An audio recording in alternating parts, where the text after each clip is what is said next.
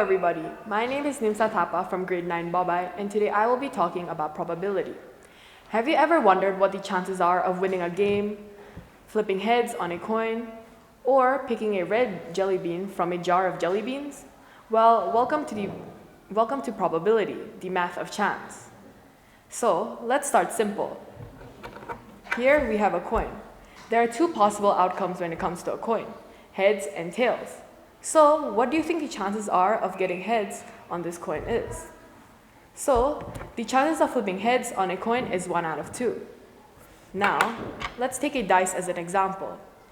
So there are 6 sides on this die. What do you think the chances are of getting a 4 is? Well, since there's only one 4 out of 6 possible outcomes, the chances of getting a 4 on this dice is 1 out of 6. Now let's do something trickier.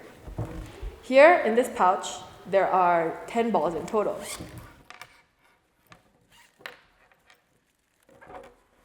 There are 5 green balls, 2 red balls, and 3 black balls. So, what do you think the chances are of getting the red balls are? Well, since there are 10 possible outcomes, the chances of getting the red balls are 2 out of 10. Probability can be expressed in several ways.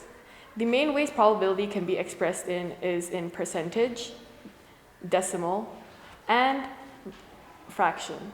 So in this case, the probability of getting the red balls can be expressed as 2 out of 10, 0.2, or 20%. Probability helps us understand risks, make predictions, and even create fair games. But always remember, probability won't tell us what will happen, but tells us what might happen. So whenever you play a game of chance, roll a dice or flip a coin, you'll know exactly what the math says about your odds. Thank you.